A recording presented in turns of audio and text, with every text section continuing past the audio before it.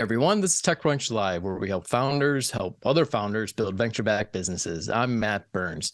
You're going to need to strap in today. This is going to be a good one. It's going to be a ride. Think of Cambrian Bioscience as a distributed development company for drug development. They're like a hub and spoke model. Cambrian Bioscience, ran by my guest today, James Pierre, is developing companies that is developing drugs focused on age-related diseases. This is a radical approach to drug development, but it's a trend that's been on the rise for the last 5 to 7 years. The best example I can find is of Moderna, who developed ways to use mRNA and now has a whole portfolio of drugs that use that one development. And as I understand it, Cambrian Bioscience is not looking just to spin up these companies to spin them out. They actually want to take them through testing and to the market as well. So we're going to talk about a few things: why this business model works now and it did not in the past, how it's changing the funding model for deep tech. And I also want to talk about buzzwords and how James feels about the hype and misinformation around longevity and anti-aging and all of that stuff. So you have James Pierre today, and speaking with him is Future Ventures co-founder Marianne Senko, amazing venture capitalist and investing in Cambrian's Series A, B, and C. And if you're in deep tech, you really need to know Mariana. So that said, I'm very excited to bring James and Mariana here, and we're going to talk about developing therapeutics for anti-aging. James, Mariana, how are you? Doing well. Thank you, Matt. Yeah. Okay. So, James, I need to start with you. Can you bring us up to speed on where Cambrian Bioscience came from, what you've been doing, and where you're going? Sure. So really briefly, as you kind of said, Cambrian is a drug development company. So we're creating new medicines and kind of taking those out of discoveries at universities, mostly by individual professors, and moving those forward into clinical trials and ultimately medicines that could be prescribed to you by your doctor. But the unique thing about Cambrian, or maybe the two unique things about Cambrian, is first, what kind of medicines we're building, and secondly, how we're doing that. The types of medicines that we're building are all derived from discoveries in a specific field in academia. And these are discoveries related to what causes us to age. There's been an explosion in our level of knowledge and what causes the kind of bits of molecular damage that accumulates in each of our cells as we get older. And so each of our 14 different drugs somehow fix, repair, or stop that damage from happening. And then the second part is kind of how we do it, where most biotech companies will, kind of spin out of a university, they'll build a team around it, and they'll take kind of one shot on goal, and either it'll work or it won't. Whereas our approach was to build a much bigger, longer lasting platform where we could create a place and create a team that could develop not just one, not just two, but 10, 20, 30 drugs, all united by this theme of aging biology. When did you found the company, and how much have you guys raised? I started the company in 2019. And thanks to Mariana and a number of our other investors, we've raised about 160 million to date, and actually have brought our first drugs into human clinical trials. Great. Now, Mariana, how does Cambrian Bioscience fit within your investment thesis? So our investment thesis is to, one, fund things unlike anything we've seen before that also hopefully make the world a better place and aren't predatory on humanity and the planet. And so Cambrian very clearly fits in kind of all of those buckets. But more importantly, as we've looked in this science of aging, this geroprotective space, recognizing that within global aging populations, these are really questions we need to address to ensure kind of graceful aging in place for all peoples. What we really appreciated about what Cambrian is doing is saying it's not just one mechanism or modality. It's all of these interconnected systems. And what are the learnings that we can take across these adjacencies? And how do we build a kind of holistic and cohesive model of aging? And that's really what was so compelling for us, on top of the obvious fact that James is just an incredible entrepreneur. And you guys will hear that today in hearing him speak about the company. So, James, your company focuses on age-related therapeutics and drugs, and there's a lot of buzzwords around that, and there's a lot of good stuff out there and a lot of bad stuff out there. How do you fight misinformation and buzzwords? So I've been kind of dedicating myself to this science since I was a teenager. I decided to start working on this when I was 15. And back then, the kind of collective noun that researchers who were studying the biology of aging and wanted to translate that into human use, it was immortalists back then, which is way worse than it is even today. And it's still pretty Yeah, that's bad. pretty bad. Yeah. Right?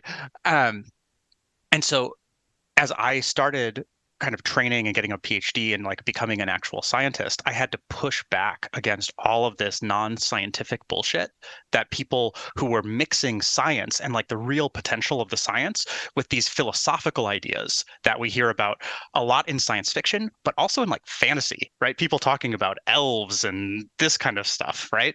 And so I think there's two important ideas to push back on here. The first one is around separating this tendency to talk about the social and philosophical implications of questions like, well, what if we lived forever? What if we didn't have to die? These sorts of things, and separating that from the actual scientific opportunity, which is now that we understand at a deeper level what's happening in our bodies before we get sick, could we imagine a healthcare system that doesn't wait for people to get sick and then try to do something about it, which is how all modern cancer drugs and Alzheimer's drugs and heart disease drugs, like all of these things are wait for you to get sick and then try to do something about it? And could we imagine a healthcare system where we understand what's going on at the cellular level in our bodies and build medicines, not just diet and exercise, which we know can help in that situation, but actually use our knowledge of biology to build new medicines that can keep us healthier longer? And I think that as a framework is really what this whole academic world of the study of aging, or geroscience, as Mariana said, that's what it's trying to do.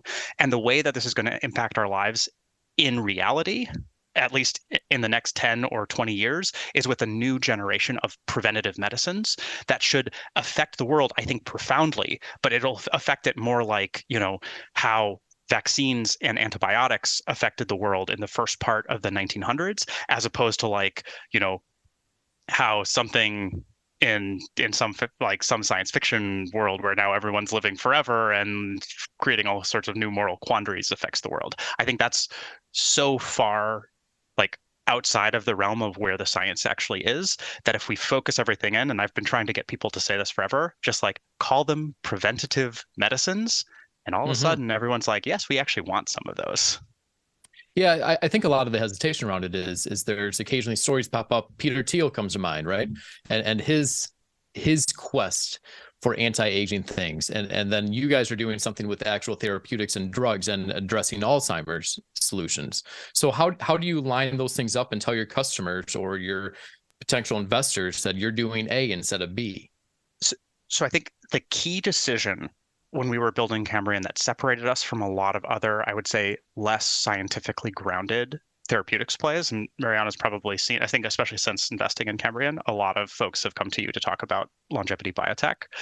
I think the key differentiator is how much value you ascribe to the, let's call it the longevity applications of a technology. And I mean something really specific by that, because we knew that if we were going to try to approve drugs through our existing regulatory system and run clinical trials to get a drug approved as a preventative, that's going to be hard, right? We don't have any of those drugs right now. And so if we wanted to build an entire company based on that future regulatory approval, it was going to be a long, expensive, and high risk road. And so each of the drugs that we built are designed to fit within the existing regulatory infrastructure. They're going to treat a rare orphan disease first, or a certain type of cancer, or a certain type of heart disease in the existing, more reactive system. But each one of them has the possibility to be safe and effective as a preventative.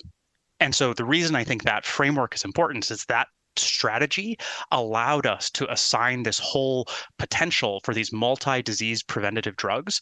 We assigned that to 0 when we were raising money from investors for the company and saying, look, we will be successful based on our fundamentals as a biotech company in the existing system. And then there's this long tail of upside of like, if we're successful at our North Star and our mission, you're going to do great and we're going to do great. And we don't need to try to price that in to the company today. And I think you can almost draw a line and like the companies that are mostly talking about the anti-aging applications of their technology, they're probably trying to value that at a non-zero level. Mm-hmm. And the companies that are mostly talking about the near-term applications of that technology with this potential upside are probably more grounded in the science and more likely to be successful. Right. Now, Mariana, I'm sure you heard a lot of this during the initial pitch. What was your take when you first heard it? I mean, I was frankly delighted to hear this on two fronts, which is right. Einstein said God does not play dice with the universe, or some iteration of this, and that was around quantum mechanics. And my own interpretation of that as an investor is we don't play games with regulators. That's a difficult and expensive business for early stage venture capitalists to be in, because it's really hard to know what's going to sway them. And there are different modalities here, right? There are people who are saying, well, let's cure diseases in dogs and then hope that some of those mechanisms translate into humans. And I think there's a myriad path. I don't think there's a zero-sum game here in terms of a one true path to understand aging. I think what was compelling for us in particular was this sense of solve real conditions for real people today in a safe, efficacious manner, have several shots on goal, right? To use a very tired metaphor, but the reality when you think about platform biology companies, like what do platform biology companies look like today? They look like, well, our data set is going to be useful many times over, or they look like companies like Cambrian, where you're saying, no, what we understand is how to run these structures and styles of companies and recruit the right talent to bring these assets forward in the market. And there's actually a lot of iterative learning and having kind of the same bright minds thinking about pathways, setting up clinical trials, recruitment, the rest of it. And then this final question, this piece that we really were inspired by is, how does a company like Cambrian have lasting power in the market beyond, potentially large, but maybe flash in the pan kind of single asset plays? And what we thought is, if they can unlock the higher abstraction level of saying, these are the biomarkers of aging, and these are the mechanisms that we know to understand to affect them in patient populations that are suffering diseases today, but then from that, then prescribing them potentially as preventatives to larger population sets in the future. I think that's a company that I can actually, draw a line out to having real equity value over the course of 10, 20, 50 years, because that's a pie that just keeps growing. Yeah. So I think one of the interesting things about your company, James, is that you put scientists in charge of these projects, right? You bring on scientists, support them in a way, and then let them develop it on their own outside of your company. Is that correct? That's not the way that we think about it, I would say. There's elements of truth to that. We are taking a different approach, but the way that we think about it is kind of keeping the scientists who have made a fundamental discovery more involved in the drug development and in the ongoing work of the company than they would either if they were working with a big pharmaceutical company, or if they were working in the traditional like VC-backed biotech space, but certainly not making them do it alone. I think something that non-scientists, I think it's really hard to appreciate, and when I was an academic, I didn't appreciate it at all, is that within this idea, even if you just take preclinical drug development, like there are relay races within relay races of different types of expertise required to move things from point to point. And you can have a great biologist who understands like a specific molecular mechanism better than anyone in the world. But then now when you say, okay, in order to get this ready for humans, please optimize your chemical using the latest AI tools and like organic chemistry to figure out how it will dock to its target in a better way than the one that you found so far does. It's a completely different set of responsibilities, which then have to be passed off to the next person who's like, okay, now do all of the safety and efficacy testing to figure out if like this is going to pass muster with the regulators. And only then can you start the clinical trials, where you have a whole nother cascade of complexity and expertise required. And so our objective, instead of pulling the technology out of a scientist's hands and try to like build it all within a company, our objective was to say, look, we can build all of these pieces, like Mariana was talking about, as like a platform, a team that can be some of the best in the world at thinking about each of these individual verticals, and then attach them in a really flexible way to a scientist that has made some breakthrough. and then be their partner in guiding that forward into clinical trials. And so we can flexibly deploy that team into a bunch of different drug development programs. I was hoping to talk about specifics here. You just had a company spin out, Amplify Therapeutics, correct? Exactly. Right. So tell me about that structure, because I look at the background and the person leading it is, I'm going to look at my notes here, Dr. James Hall. Yes. Right? Dr. James Hall, according to my research, was the CEO of a previous therapeutic company. And before that, he was high up in AstraZeneca. What did he find compelling about Cambrian bioscience that he didn't at AstraZeneca or the other company? Well, so I don't want to put words in James's mouth because he's an incredibly impressive guy. So he's an MD PhD who was a Rhodes Scholar, finished up at Oxford, and then had done work for big pharma companies. But then he got attracted to this drug, which wasn't discovered by him, but by two scientists, a husband and wife team working in northern Sweden in a little town called Umeå that I had not heard of before. And so Thomas and Helena, working in Umeå, were experts in this specific pathway, AMPK. And AMPK is the most important gene in our body for telling us how to respond once we've exercised. And once we exercise, this gene turns on and tells our body to do all of the things that we associate with the positive effects of exercise. And we've known probably for 25 years now that if you can click that protein on, then we can get those benefits without necessarily having to, go for a jog or go lift weights. I love it. I know. And furthermore, it can probably enhance the effects of exercise so that every incremental amount, you get more out of it, and it's easier to fall out of and go back and get back into the saddle for a lot of things. So in any case, Thomas and Helena discovered this molecule and started building a company with a little bit of local funding, started moving things forward over the course of 10 years. And it was only about 2 years ago that James left AstraZeneca to come join that little company that they were building because he saw the potential of this drug. And one of the first things that he said when he got in is we need a partner to help us take this forward. And this pathway is one of the most exciting, most interesting pathways in the world of aging biology. And so they actually approached us because they wanted a partner that understood aging biology, could help take this really to the next level as it went into the clinic. And we hashed out a partnership where the previous company called Betagnon would transform into Amplifier, and that Amplifier would be a part of Cambrian. Yeah, very good memory here, because I didn't prep you at all for that. So that's all spur of the moment. I assure you, this has been a big part of my life for the past 18 months. So I believe that. Yes. Yeah. So how many of these spin-out companies have you done so far? So we've actually done about 14, of which 10 are still alive. And I mention that because this is another very important principle of the model, which is not everything works. And so in fact, there's these really sobering statistics that mouse experiments published in top tier journals can only be reproduced about 20% of the time, meaning 4 out of 5 don't work when you try it again. Our hit rate on that has been much higher than the pharma company Amgen, who published this famous paper in Cancer.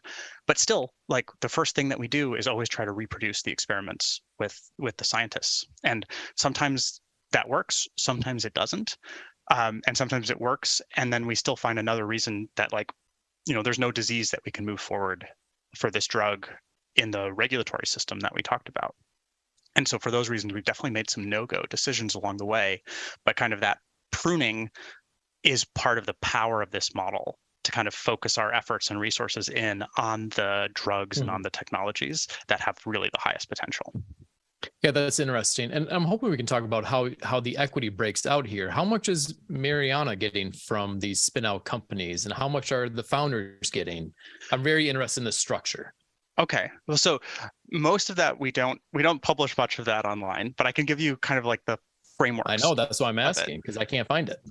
So from a framing perspective, when we start these subsidiary companies of Cambrian, like they each have their own name, but they don't usually have their own dedicated teams apart from the key personnel required for running that trial or doing that biology. And so like I don't have any personal stake in any of these underlying companies. They're all majority held subsidiaries of Cambrian. And usually the only shareholders are Cambrian and the individual scientists and other team members of those technologies, right? And so the structure there, just to kind of orient you on this a little bit, is that the general way that these will work, if you take like, let's go for the two salient examples, right? Most drugs either go in through the big pharma route or they go into the biotech VC route. And along the kind of like East Coast biotech VC model, which also exists for a bunch of places in the West Coast, I'm just kind of simplifying here, like a scientist will usually end up with, by the time a drug enters clinical trials, between 2 and 5% of a company, and then they will get further diluted down from that.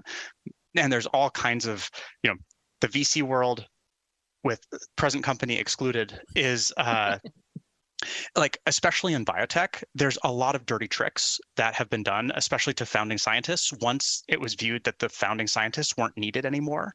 And they're like the drug that they discovered was in the clinic. And so they would do like down rounds with anti-dilution provisions to just squeeze them out right before selling the company and all of this kind of stuff. And scientists talk, so they all know these types of things are done in VCs. And then in pharma, you basically send it off to a pharma company and you never see it again. And so there's a lot of this has sort of led to this explosion of founder or scientist-led biotech companies, which is really a new model that I would say is still proving itself out. It puts a lot of pressure on the scientists to do all of the stuff that we talked about that they don't necessarily know how to do, like the medicinal chemistry and the clinical trials and all this kind of stuff.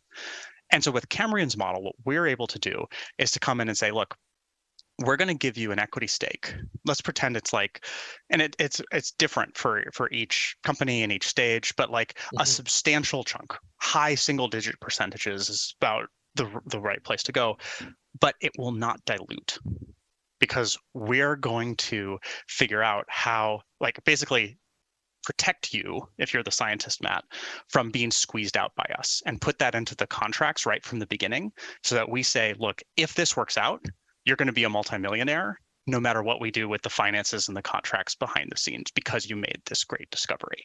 And like giving that level of assurance plus the high quality team behind it, that's, I think, really what has made this a compelling pitch, not just for the scientists, but also for like the universities that they work for who want the best for their scientists and want the best shot of their technology making it at the end. But what about the venture capitalists? Is this a preferred way of doing business for you, Mariana?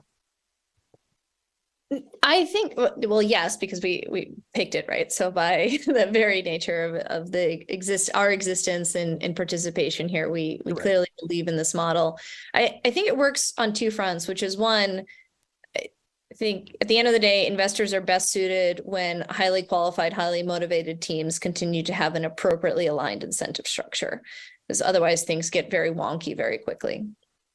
Mm-hmm. The other side is to say, I think we fundamentally believe that by investing in the topco in Cambrian and having it have these successful underlying subsidiaries, that enough value flows through the topco, through the growing equity of Cambrian and back into its investors. And so we fundamentally believe in that. And I think we'll also find out if there's even a hybrid model within here, which is to say whether or not some of these subsidiary companies in times of economic turbulence like what we're in today, frankly, should stand a little bit more independent in their own right to kind of offset some of the early costs to Cambrian. But I think over the long run, we fundamentally believe in the model as James has laid it out, even if there's an intermediary where a couple of these companies end up being a little bit more independent because some outside capital is willing to come in at a lower cost of capital than Cambrian can provide. Right. Why does this work so well in drug development? And do you see it working anywhere else in any other industries? I think it really works well in drug development from the place of what James was talking about, this kind of baton passing of you have early builders who are doing this, fundamental mechanistic biological science. But it actually looks very different to go and bring a drug to clinic. And so how do you pass that baton, but maintain appropriate ownership and compensation and remuneration for all of the players along the stage? And so I think in a model like that, where there's initial brilliance and discovery, and then still brilliance, but maybe more generalized skill sets and more generalizable skill sets.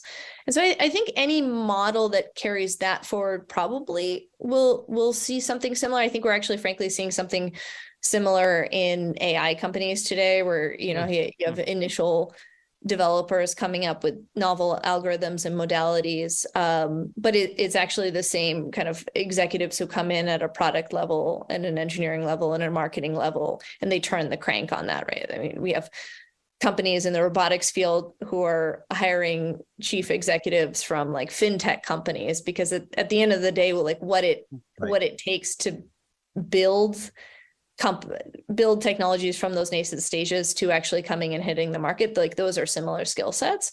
So the question is, what is the right model? And I think the reason that we don't see this across too many sectors outside of drug development is that there's just not as much of a pipeline in the same like structured manner. I think frankly, this would work in almost any heavily regulated industry, where you have like locks in a canal that you kind of have to pass through.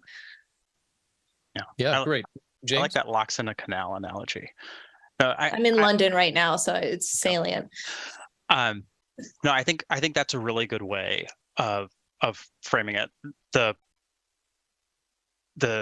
kind of rubric that I always use to think about like where else this could be applied is, as I like to think of, whether a company, like the commercialization of a technology, if it gets more similar as it gets more advanced, or it gets more different.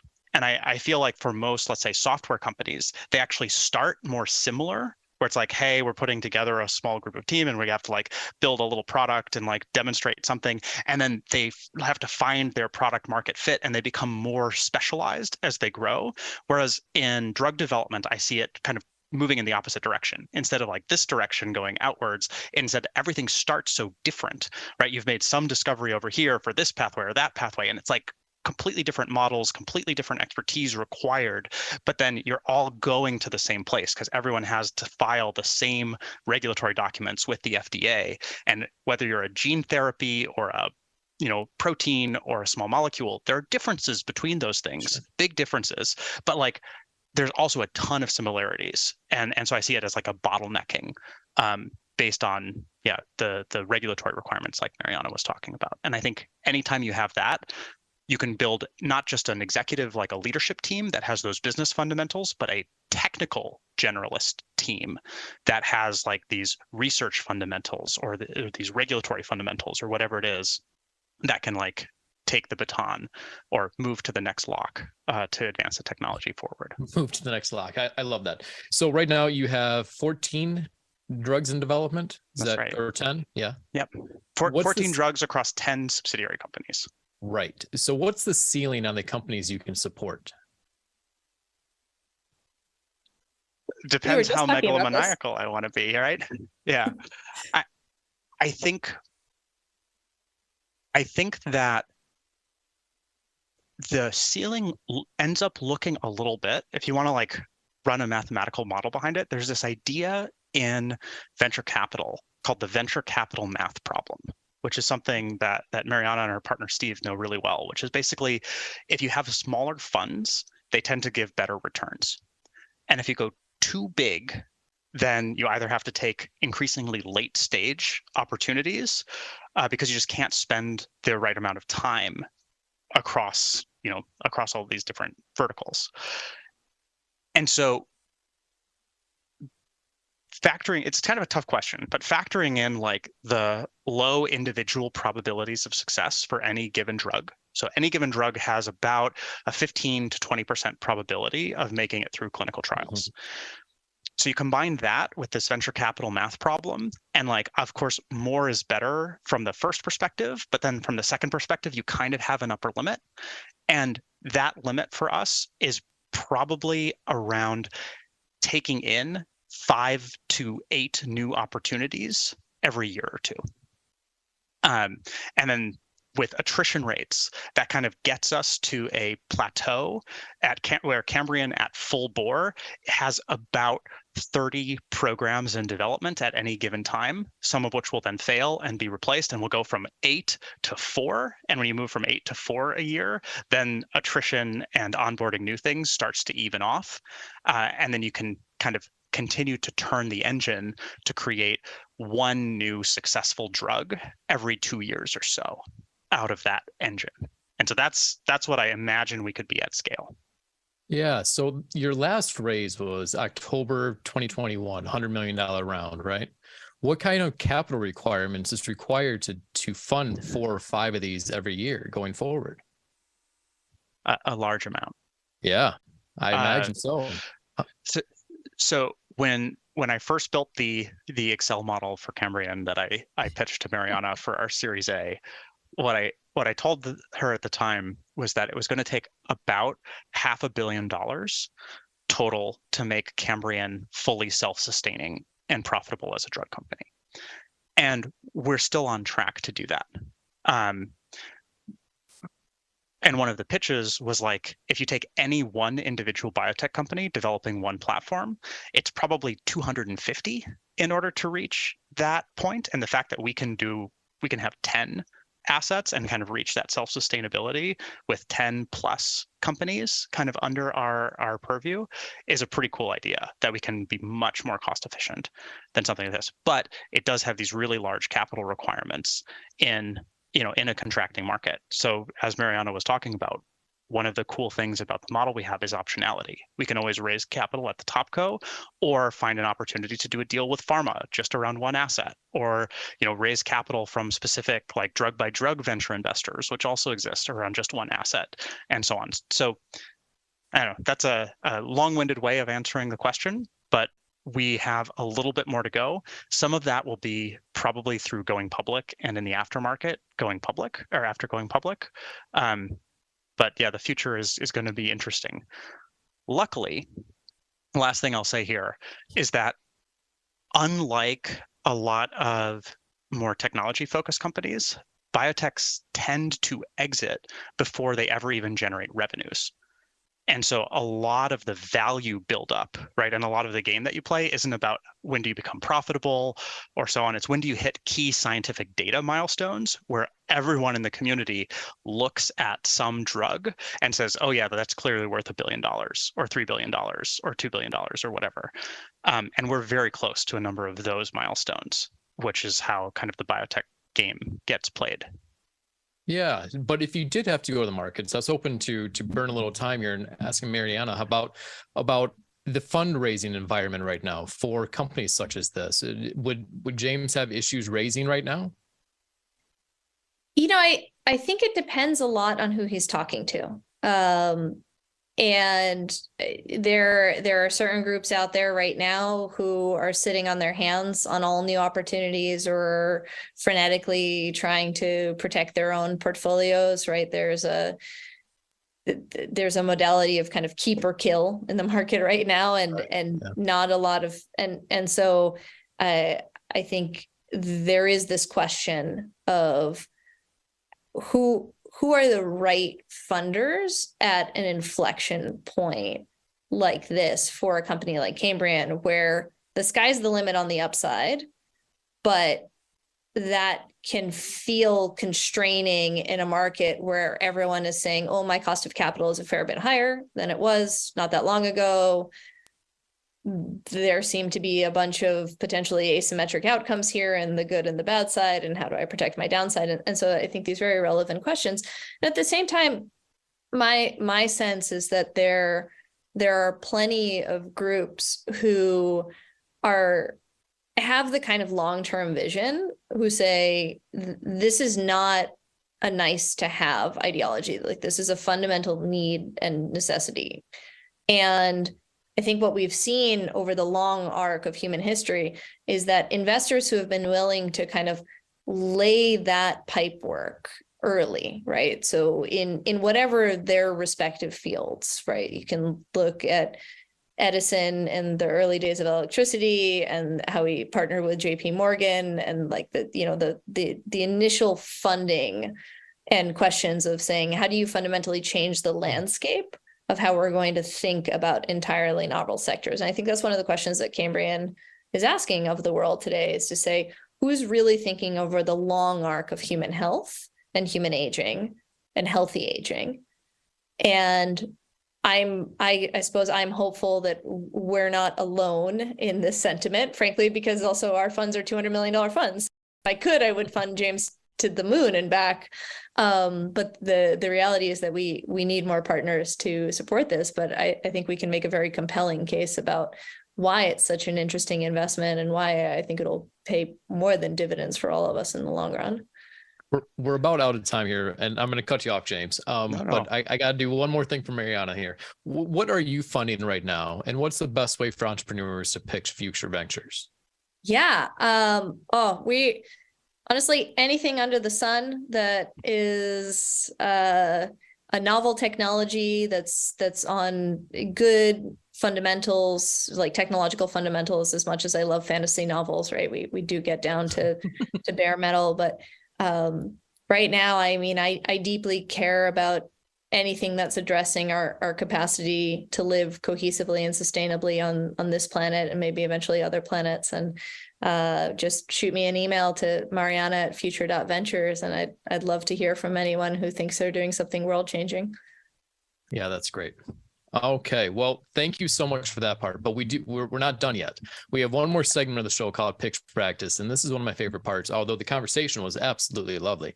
But we have 3 entrepreneurs lined up, and they're on the line right now. The goal here is to give them the chance to practice their pitch.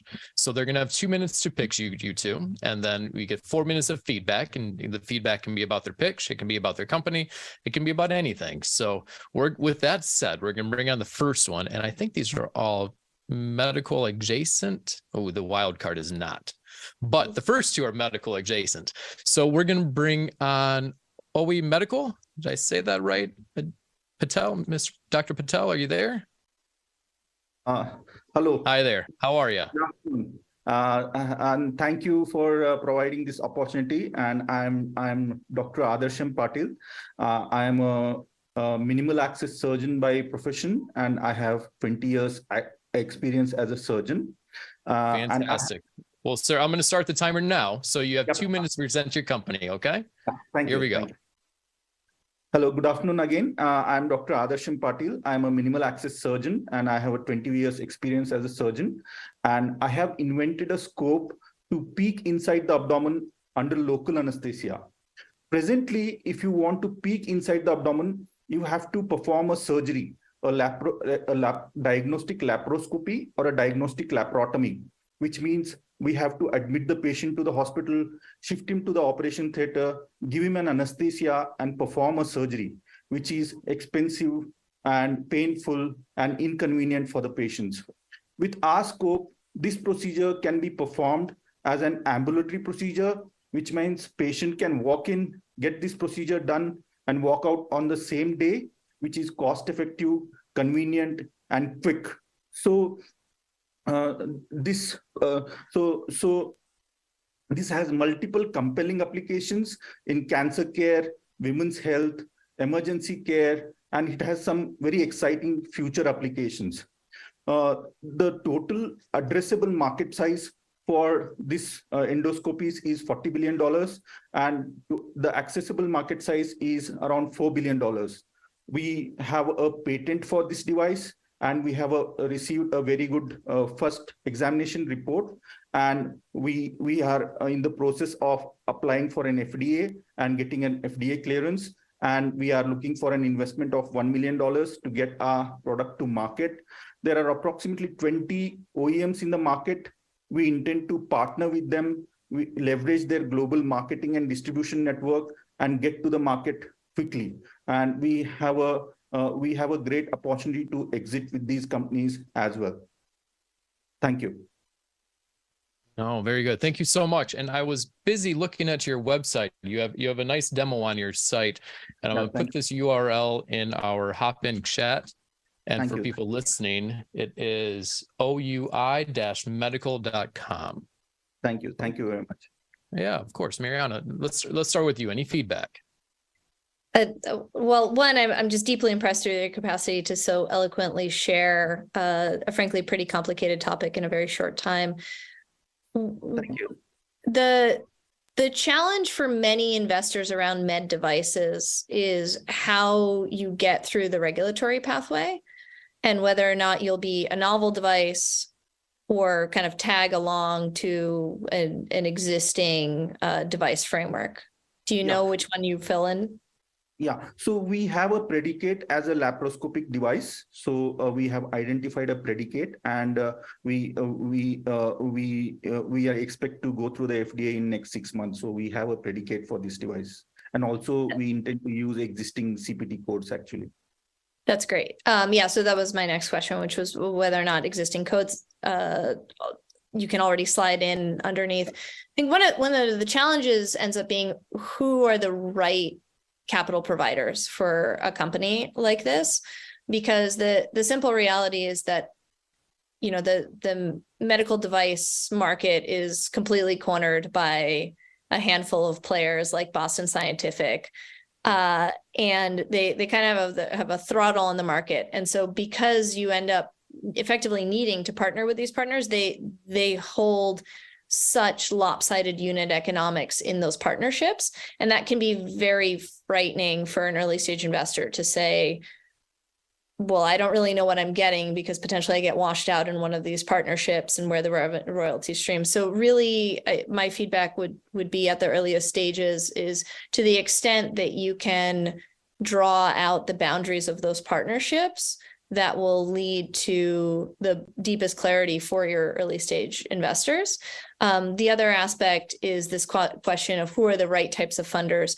Medical devices tend to have somewhat of a ceiling on outcomes. They can be very, very good, excellent outcomes, but they might not always look like early stage venture capital outcomes in terms of total capital required and capital in.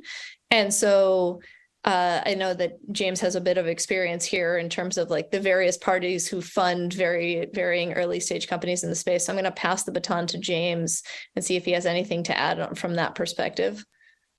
So I agree that picking the right people, I like to say there's startups and there's businesses. And I think a lot of these kind of OEM player med device programs, they can be great businesses, but I think a lot of people won't look at them, like Mariana was saying, as a startup.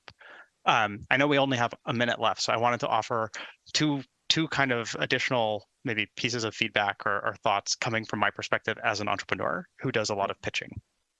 And so my two comments there is, I think firstly, you have a really deep technical background, and so you jumped right in with like, we're going to do like a new type of laparoscopic surgery and so on. But I think it would be really effective, even if it's just 10 or 20 seconds, to make it real for people. Like, is this something that would be used in, I'm going to use an example that is maybe not correct, but like in a tummy tuck, or in a, is this something that's used in plastic surgery, right? Like removing fat, like bring it to life a little bit of like what this device is going to be used for. And then second comment is, I avoid telling the long story because we only have a couple of seconds, but I always get skeptical when there is both high novelty and an accelerated path of regulatory approval. And so I think if you're saying we can get direct regulatory approval of this device in 6 months and be on the market, then investors will be skeptical immediately of how novel or differentiated the device is to not have a longer regulatory pathway. And so addressing that inherent skepticism head on of like, here's what this is like, but it's better in this way, so we can use the accelerated path, or here's why like we have this completely new, completely novel thing, but we're going to be able to run that accelerated path. I think that's the immediate kind of skepticism that I see from investors when we talk about something new there. Okay, thank you. Point taken. Thank you. Yeah, absolutely. Clear, Adriana. So we have a disposable device. So it's single use. So we could independently market it from the OEM. So that option we carry because it's a disposable device and we can just market it quickly. Oh, interesting. Oh, great. Thank you so much for pitching. I really appreciate it. And this will be available on YouTube, so you can get all the feedback in one place once again. Thank you. There's a lot thrown at you there. Okay. Well, thank you so much and keep in touch. Next up, we have David. David's from Aurora Sense. Is that right? I see you. There you are. Turn on your camera and your mic. There you are. David, how are you? Very good. Thanks for having me today. Of course. Yeah. Well, you have 2 minutes to present your company, and let's start that timer now. Sure. Thank you very much, everybody, for allowing me to present. My name is David Charlo, representing Aurasense Tech Corporation. We're doing something we think is quite necessary and needed in today's age. You can see my face right now. You can hear my voice, but we can't do a high five to each other. It's not possible because of the current solution we have for or video conferencing, but what we are at Aurasense is a digital health company that's actually bringing the ability to bring touch to telemedicine, so remote physical exams can be possible using the power of haptics. Digital haptics, of course, meaning digital touch. So you can imagine if you've ever played a PlayStation or Xbox when you're flying and the plane gets hit, your controller rumbles. That's haptics that you can feel, or your cell phone when it vibrates. That's something like that. Back in during the pandemic, my little daughter, she had some special needs and needed to see an occupational therapist where they do physical hands-on care for her. But during the pandemic, that was largely shut down. And I saw firsthand the complications of diagnosing a 3-year-old through telemedicine without the ability to make measurements or actually have interactive touch. And from that, decided to use my PhD in bioengineering and robotic skills to start Aurasense Tech Corporation with my co-founders, Amber Ivy, Zavosh, and Daniel, where we're bringing a very straightforward technology to modern day today. We're using and following some of the same momentum that companies like Hinge Health and Sword Health have for bringing the ability to do remote telemedicine for musculoskeletal disease management to life. We and our focus is on neurological disorders, which are much more complicated, but according to the trajectories, it's going to be one of the largest cost centers for many nations. We're looking at having about 1.5 billion people with some neurological disorder by 2050. And they're going to need optimal care. We have joined such wonderful groups like the Age Tech Collaborative, AARP's Age Tech Collaborative, because of our solution to help with longevity care. Thanks for your time. Dave, that was wonderful. You nailed so much stuff within there. James, can we start with you? So my immediate reaction as someone who's not so much in the remote care space is that I don't know who Hinge and Sword are. And so I, like, as you were finishing off, I found myself Googling them really quick to try to understand what they're up to, because it seems like the piece that doesn't connect for me is the what this is, right? Like, I understand that there is this haptic sensing, but like my brain was bouncing back and forth between like a rumbling Xbox controller versus like a robotic arm that gives like sensory information back to a physician so that like you set up in your home to help with diagnosis. And like, I don't know the what of what's going on here is, but like the need that you've articulated, it feels very real to me, right? Like, as we move from a mostly in person to a much more remote healthcare system, this core idea of haptic feedback and the ability to, like, I grew up in a medical household, and like whenever I would get hurt, my dad would put me on the table and he would just start poking me and be like, does it hurt here? Does it hurt here? How about here? And like, that's where the diagnosis would come from. And so I feel like this idea of physical feedback in the remote setting could be a major unlock. But the what and the differentiation, as someone who's not deep in the space today, that was tough for me to get. Mariana? Yeah, so I want to be mindful here that a 2-minute context is a hard context, so, right? You're never going to be held to this standard. Exactly. To investors, and so things you did very well. You stated the need in the world clearly. You made it personal. You stated your technical background. That need immediately gave me some sense of credibility about why you're well suited and personally motivated. So all of those things are very good. The problem is that I've come to the end of this, like James, and I'm thinking, I have no idea what the what is, like what the thing is. And for myself with a robotics background, I'll tell you that my bias is, oh dear, this sounds like potentially something that could be either expensive and difficult to program, and then how do you, like, how do you get it in front of people who need the remote sensing, right? There's a logistics question here that immediately feels a little bit untenable to me. Then and I'm just projecting at this point, right? That's the challenge, which is you get in conjecture, and again, we have 2 minutes, so I want to be mindful that this might not be the most reasonable feedback, but what I'll say is from a perspective of someone who's dealt a lot with robotics out in the real world, you have generally 2 challenges with it. It's either works well, but it's expensive and hard to go and distribute in the world, or it works pretty poorly or medium well, but it's really easy to knock off. And right. And so how do you skirt around the fact that it's potentially whatever you're building easily replicable by others the moment they figure out what you're doing? And then as a startup, it's just really hard to control brand. Hi. And on the little one there that started the whole company. You're amazing. The other piece that doesn't quite close for me is, humans are really good at haptics. Like, we're way better in the sense of like exerting pressure on one another and then actually managing to like recreate and pressure that. And so also answering the question of why it wouldn't just be cheaper to have another human in the room and train them virtually about how to do a haptic or touch-based diagnostic is something you probably want to get ahead of. Yeah, that's very good feedback. And 2 minutes is very hard. But David, I was hoping to give you an extra 45 seconds or something here to explain how it works. Oh, sure. And so the beauty of haptics is it does come in many flavors. So we're actually, for our first rollout, using mid-air haptics, which is using ultrasonic frequencies that you can't, it's no wearable or anything like that, no robotic arm. You're projecting sound waves that you can shape and convert into something that has tactile feedback. And our delivery mechanism, it's a very portable and accessible laptop that has cameras attached to it and other types of mechanisms that allow for people who have certain specialties. They stick their hand over the projector and actually have the equivalent sensation of somebody doing a palpitation. Our goal is not to replicate human real touch, but it's to take care of simple challenge that we deal with now.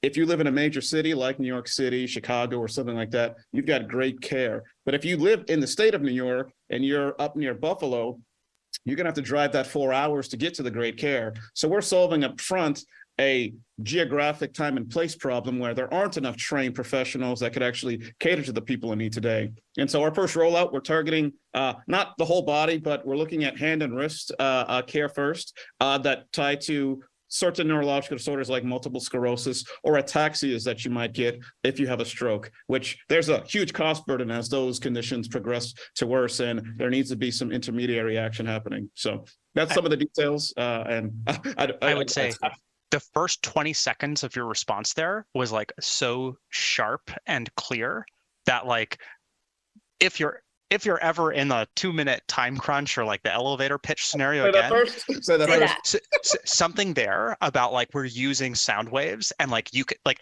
because that's almost like an aha, this is a cool new technology moment for me. Like, and now I'm imagining how this would work. And like, you've drawn me in from like, okay, you're using sound waves and you can transmit touch and this haptic feedback through ultrasonic waves with a laptop in the room. That's much more visual and much cooler. So I think that's a really good hook. That I agree completely. David, thank you so much for presenting, and you can catch this on YouTube so you can transcribe what you said and say that again. Wonderful. Thank you for your time and your feedback. Thanks, David. Thank you so much. All right, we got one more, friends. We got one more. We got Diego coming. Diego is coming to us from Peru, I believe. David, are you there? I'm not seeing you on the Zoom. We have FTB joining. Oh, there it is. There he is. Okay, can you turn on your camera and your mic for me? Yes. Hi, everyone. Hi there. How are you? Good. All thanks right, for having sir. me. Yeah, well, thanks for being here. We have 2 minutes to present your company, and we'll start it now. Yeah, first, congratulations, James. I thought Cambrian was an awesome business model. Looking forward to hearing more from your company. I'm clearly the wildcard here. I'm in fintech. So I'm the CEO of FTB. We're an FX and cross-border payments fintech for SMEs based in Peru, with the vision of becoming LATAM's one-stop shop platform for SMEs' daily transaction needs.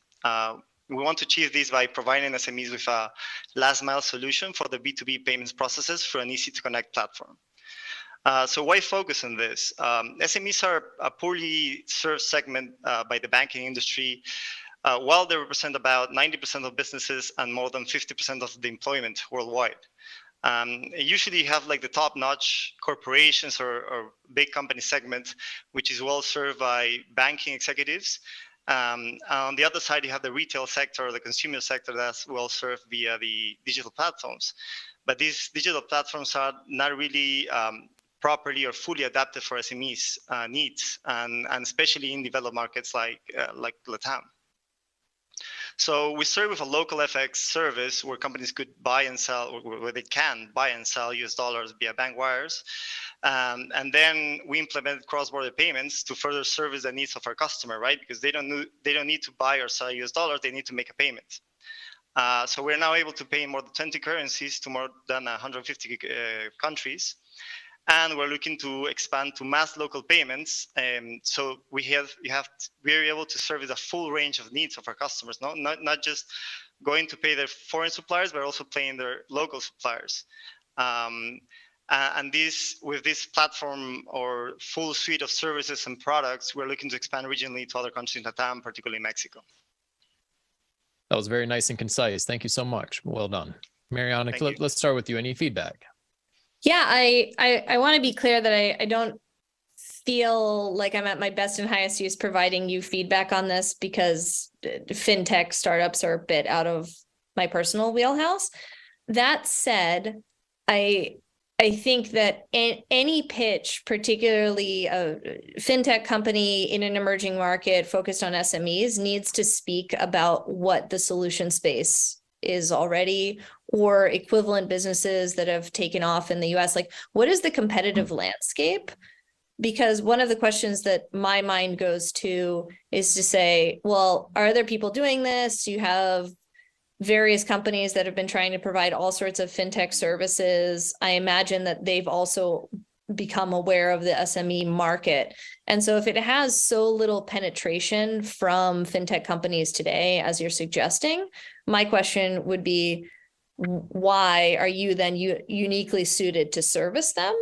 Because I frankly don't entirely buy that you guys are the first ones to have thought of this as a necessary market. SMEs world over tend to be, large, distributed, like small, individually small, collectively very large. And so there's lots of people who focus on them for various reasons. The challenge ends up to some extent becoming in a highly distributed model where you have lots of these little businesses poking around in the world. How do you get in front of them in a cost-effective manner, right? So how do you actually build a network effect when these businesses are really spread spectrum across so many different locales, diversities, business types? And so I think that even in a 2-minute pitch, it's probably worth anchoring on how is this comparing to what their services are today, what others have tried, why it hasn't worked. And if you truly believe that nobody else is doing anything remotely like this, and there are no other startups that are focused on this market, that's fine. I would be surprised to hear that, but again, I'm not an expert in the field. Yeah, very good. James, let's go over to you. So I'm even more out of my depth on this one than Mariana is, so I apologize in advance. But I think I come back to a little bit of the why on the fundraise not being entirely clear for me, because it sounds like the business that you just described sounds like it could be a great business, and it's unclear to me what the venture capital funding would be for, and if this would be like a logarithmically growing kind of like fat-tailed market, or is this the sort of thing that like you build the platform and then it just like turns into a great business, maybe making millions or tens of millions or even hundreds of millions of dollars per year. But it like I don't think of being a facilitator of foreign exchange as like a platform, a technology platform that takes over the world, or takes over this, has this huge market size. I could be wrong about that completely, but it's just a sense that I got. So my advice or my feedback there would be either to say, hey, we've got this platform, and then we're raising money because SMEs are hard to get to, so we need a big sales team, and we can get a great return on every salesperson that we have, which would be hypothesis number one that I had of like why raise capital into this, is that there's just this great return on like marketing or sales dollar spent. Or you're going to get a great deal as we build this platform, and then we're going to be profitable, and like an investor or someone who's really focused on something like this can be an enabler for a small amount of money, and then it turns into a great business really quickly. And I think that distinction didn't come through, but that's where my head would go for again, 2 minutes, not in my field, but that's where my head jumped to from the pitch that you gave. I think both those feedbacks are very valid, right? I think if you can address both the issues well, Diego, I think you're gonna have a better picture involved. Great, thank you. Thank you so much, everyone. Mariana, James, this has been a wonderful episode. I really learned a lot, and very enjoyable. So thanks for being here. I appreciate it. And please do keep in touch. So and then next week, who do we have next week? I should have this written down. Well, anyway, tune in next week, 3:00 Eastern, noon Pacific, and I'll be here. Thanks, everyone. We'll see you then. Such a pleasure.